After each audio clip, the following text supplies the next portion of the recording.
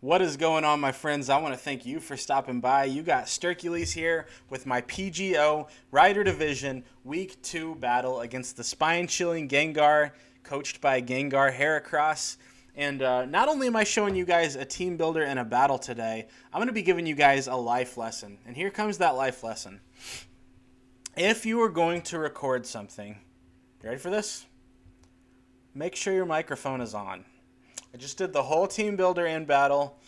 Mute.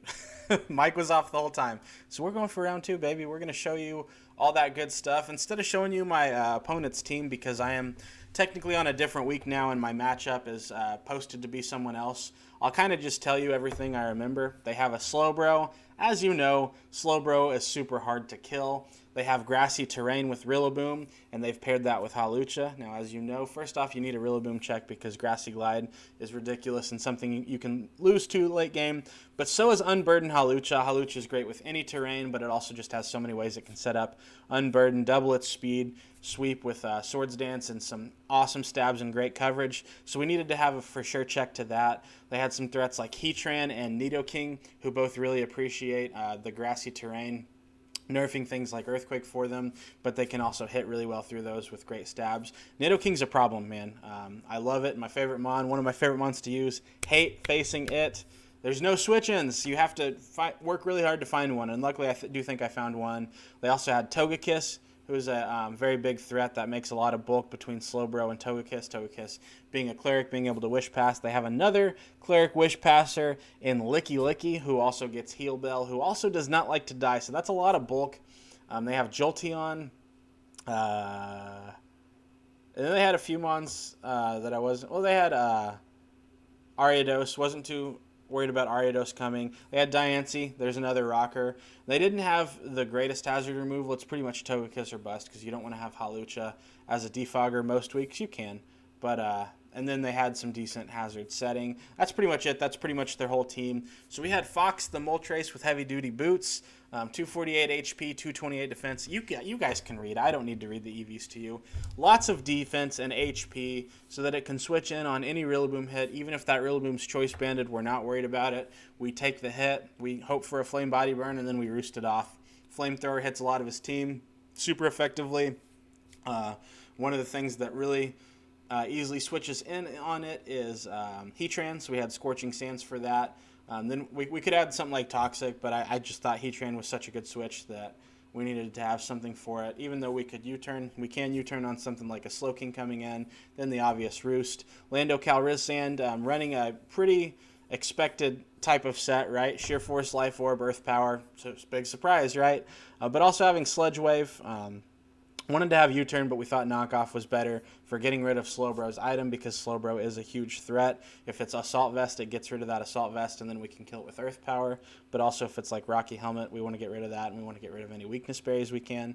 And then it's our rocker for the week. Despite not being very bulky, it's more of a fast rocker. Outspeeds pretty much anything on their team except Jolteon and Hawlucha. So then we got Venus the Lopunny, once again running a very similar set. I'm finding with these two really good mons, Lando and Lopunny, it's just really tempting to run the same things because they do so well. But, you know, I'm going to have to be able to adapt throughout the season. But Close Combat hits a lot of their team very hard, hits a lot of things neutrally. The things that it doesn't hit neutrally, Triple Axle does really well on. And then we can U-turn out on things. And then Fake Out is really good to take priority and wear down something like a Hawlucha late game, or wear down just anything that we've got Toxic or anything like that. It's just really good damage and a really good way to kind of be able to cycle and take some things out. Quagatha, possibly our most, wow, that was not a word, possibly our most important member this week because we need to wall that Hawlucha so it doesn't sweep us with a Swords Dance late game. And Quagatha can do that because Quagatha has Unaware. This Quagsire is a beast, very defensive, and basically the entire point of bringing it is so that it can take any 2 hits from Hawlucha. Even if it's adamant, it can take 2 hits from it, and since it doesn't get the Swords Dance boost because of Unaware, we can roost off any damage, we can Scald it back, we can Toxic it back, and then if something wants to start clicking a move like Swords Dance, or they want to start clicking anything, I don't know, like Toxic, just anything that they don't want to keep having to click, you can Encore them into that. Then Blastoise, Blaster Oogway with the Assault Vest. I believe I brought that last week too. Really not trying to be so predictable here, but we just really needed a good Assault Vest user because Nidoking's a monster. And this was a way to hit Nidoking back super effectively with a Scald or a Flip Turn, but also with that amount of HP and special defense. I'm pretty sure we lived any 2 hits, so like even if it clicked Thunderbolt twice, Modest Life Orb. With Sheer Force, I believe we lived 2. I guess probably 2 Thunders would have killed, but I didn't think they'd be bringing that. So Scald and Flip Turn to burn things or to pivot around, Rapid Spin to remove hazards, and then Terrain Pulse because like we could have ran, I guess, Ice Beam or Dark Pulse for something like Slowbro. Having Dark Pulse is nice. Having Ice Beam is nice for Rillaboom, but really if we think those are coming in, we want to Flip Turn and get into a better matchup. The Terrain Pulse, though, did help out with Slowbro, I guess, because they'd set up grassy terrain, and then we'd get a super effective grass-type move that, if it was physically defensive, would 2-hit KO. And I'm pretty sure there was something else on their team that this hit nicely. I don't know. I'm not going to think too much into it. Maybe it was just for that. I knew I'd be clicking Scald and Flip Turn most of the time. And then Optimus Primate the Zarude with Lumberry. This is a really important set because it does help us wear down a really scary Slowbro that does not like to die. We needed Power Whip for that damage because I wasn't thinking about it. Having Seed Bomb could have been nice too, just because you don't have to worry about accuracy because of the grassy terrain boost. But I wanted the Power Whip damage. Didn't need a dark move for his team. Rock Slide was for something like a Togekiss switch in, close combat, for just good neutral damage on a lot of things, but really helpful to be super effective against Heatran and Licky Licky, and then you turn to pivot around on things. I really did want Bulk Up, but I valued pivoting a lot. And then this way I could also bluff it being Scarfed when it was actually Lumberry. A lot of things on his team obviously could run Toxic or Thunder Wave, but what I was really worried about is switching in on a Slowbro and getting Scald Burnt. We did not want that to happen, so having the Lumberry was really nice for that because we did want to be able to wear things down. This is the team. Let's hop into the battle. Let's make sure our battle is nice and decently centered on the screen. That's pretty good. We'll make it just like a little bigger. We do chat back and forth, and like I don't mind people seeing the chat. I just, that's not really be kind of distracting. I did actually do this battle live comm almost exactly a week ago. The battle was like an hour long. I was very into it at times. I don't think I was providing the greatest commentary, so I just went ahead and scrapped that. But there's a lot of thinking in this battle, very tactical. There was a lot of hacks in this battle, and I want to tell you that ahead of time because me and the other coach both agreed it didn't really necessarily affect the outcome of the game. Like I think the person who won in most scenarios regardless, but it did affect some differential, and it's just always frustrating. So let's just hop into things. We lead off Landorus, they lead off Rillaboom. Tempted to click Sludge Wave thinking we could live most hits, but we have Fox there for a reason. They make a nice double into Licky Licky. We're going to go ahead and U-turn and see that we're faster, and we're going to find out that they have Rock Slide, so that's nice to start doing. Start figuring out Licky Licky's set. What kind of coverage is it carrying? It's not a great attacker, but it can be physical or special, so you can kind of start seeing what moves it wants to have for the team members that I've got. I do expect it to be pretty bulky to have stuff like Wish and Heal Bell. But you never know, so we take this Rock Slide reasonably well, and we know we've got coverage for it. It probably doesn't want to take a Power Whip, so we predict here the Togekiss will come in, we get a good Rock Slide off, and we see that damage that we can 2-hit KO it, so it's not physically defensive. That's good to know. We go into our Assault Vest Blaster Oogway, really not the best scenario, but they double, so that's good for us. We can get off a nice Terrain Pulse, but it's going to be able to get that back with Regenerator because it's Slowbro. It's obviously not going to want to stay in here. Oh, it does. That's because Grassy Terrain's not up, so it can live that hit. Teleport out, get some health back. We take that Future Sight, which is nice about having the Dark type. Now we're obviously not staying in. We go Quagsire. Oh yeah, because that's our Hawlucha check. They didn't go Rillaboom. I surprised myself, but realized that's what I want to do. We get Togekiss Poison, which is really nice. We can start wearing it down. So now first off, they're not going to be able to do anything since we're Assault Vest. Nidoking is not here. Heatran's not here. So Blaster Oogway is not super important. I can just kind of switch into things and wear them down. So as far as I'm concerned, they can flinch me to death all they want because they're taking toxic damage. They realized that and go ahead and get out of there. Let me flip turn out. And now we can see Slowbro's Rocky Helmet. We already knew it was an Assault Vest because of that damage. But now we know for sure it's Rocky Helmet. And we know that none of the other defensive mons are Rocky Helmet. That's good to know. I love the item clause. I think it's really fun. So that does help out a little bit. We U-turn here because we don't think they're going to stay in. Good damage on Rillaboom. You love to see it. Back into Fox. And they're just going to hard switch just in case we are faster as we U-turn. Now, Diancie, a little bit of a problem here. But it does not want to take an Earthquake. So we get up our rocks, and that's really big. Sorry, just a sec. Keep coughing. So that's really big to be able to get up rocks here because, as you can see, one, Regenerator's a thing. But two, they're kind of just switching in and out at will, even though I've got good checks. I've not been able to put as much pressure on as I wanted. So the rocks do help do that because now it's chipping every time they switch. Not only is that chipping them down, it's keeping Slowbro from regenerating to full because it's going to come in at 88% now once it gets full. It's taking that chip off of a lot of their threats. But also now we can see, is Togekiss Heavy Duty Boots or is it another item? Because I was worried about it being scarfed. We lose our Assault Vest here, which is kind of a bummer. But we're able to Scald Burn them here, which is actually very big. Because as you see, they've got 3 attacks here. We find out they're Assault Vest, which is a good set. But we can see that it's not a Wish Passer now. So, and now we get that crit to add insult to injury. This thing doesn't have a whole lot of usability left, so it's pretty likely they're probably just going to sack it off here. I don't see them switching, especially, and I predicted earlier, so he may have been banking on me to over-predict here and have to take some extra damage. I just click Close Combat. We kill Licky Licky. Optimus Primate gets its first kill of the season. That's because at this point, nothing else on my team has a kill because Landorus was greedy last week and stole all 6 kills. So he's going to have to share this week. And I cannot believe they bring in their Diancie here to die to a Power Whip. Only they live on 1%. And that looks super unfortunate, but I think they actually had a decent role to live that because they were very defensive.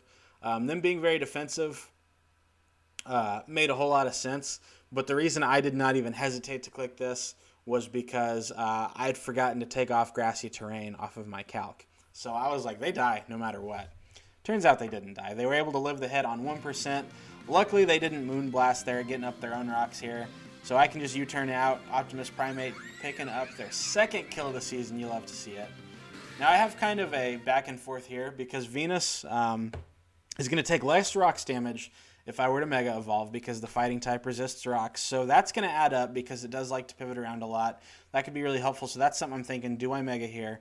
But I can't just Mega and switch. If I Mega Evolve, I have to attack here. All my hits are going to take Rocky Helmet damage, so I kind of have to base, do I want to take Rocky Helmet damage versus Stealth Rock damage, and I decide, let's go ahead and Mega Evolve here. Another reason that would be to not Mega Evolve this right away is because we have it as Limber before it Mega Evolves and gets its Scrappy, so if something like Togekiss would want to Thunder Wave, and does Slowbro get Thunder Wave? Either way, Togekiss is who we'd be worried about. We've seen most of Slowbro's moves. We could avoid getting paralyzed, but I'm not too worried about that at this point. So I decided to just go ahead and take some Rocky Helmet damage. We can kind of start calcing. We do know he's Fizz Def already, but that can kind of confirm it there. And now we're going to take less from rocks every time we come in. So we're going to take that Scald from Blaster Oogway, or onto Blaster Oogway. As we rapid spin, now we get rid of their rocks as Diancie's dead. They can't get rocks back up, and that's great for us, not taking chip damage. And Blaster Oogway picking up the flip turn kill. There you go, first of the season, bud.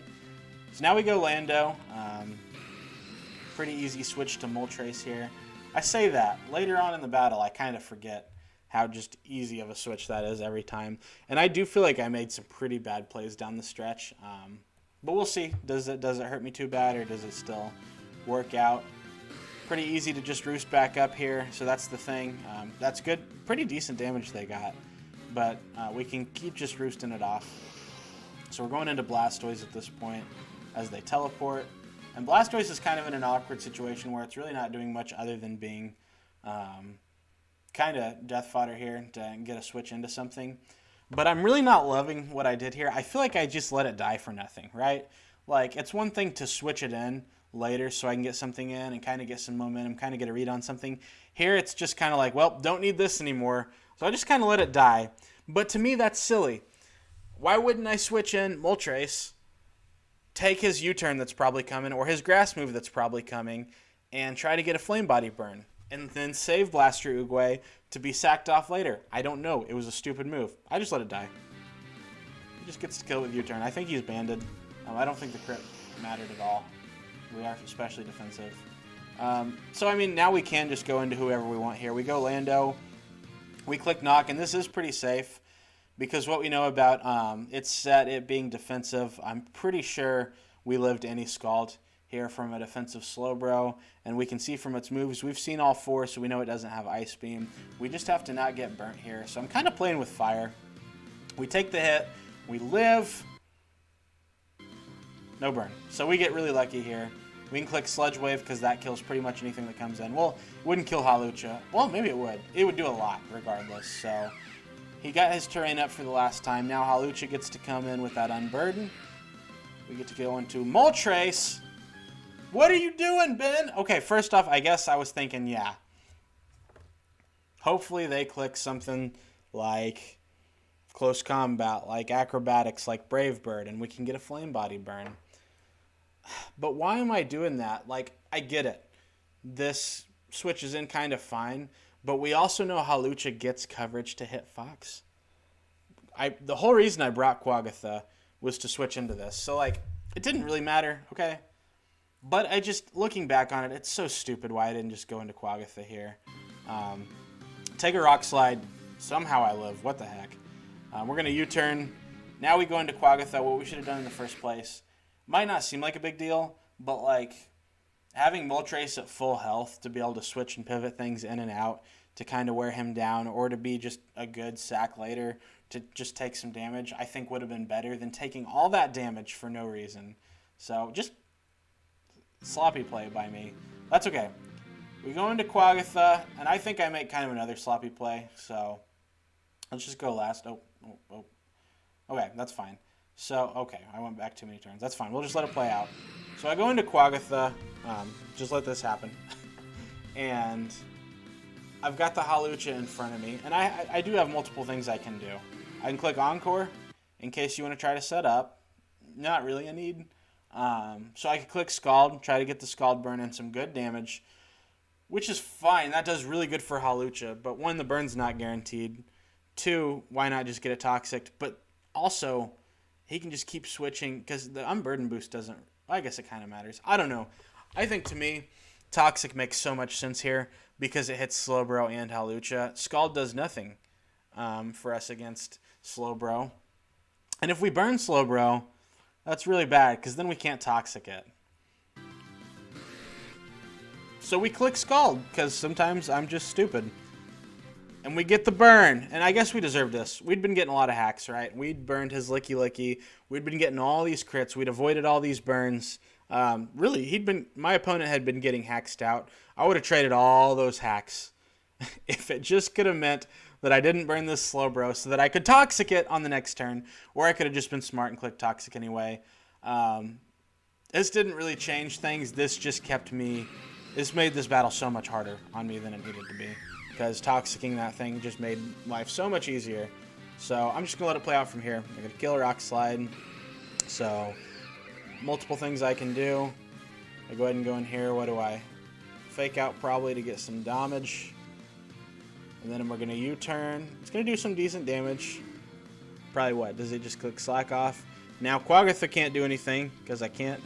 I guess I could have Encored here. I go ahead and double. Man, I don't like that play. Just because if Venus got burned, that would have really stunk. And he could have just scalded and then, yeah. So I got a little too risky there. Now I'm just kind of pivoting around. This can't do anything to me. I can just scald it, take it down a lot. But it can have Roost, so Toxic could have been nice too.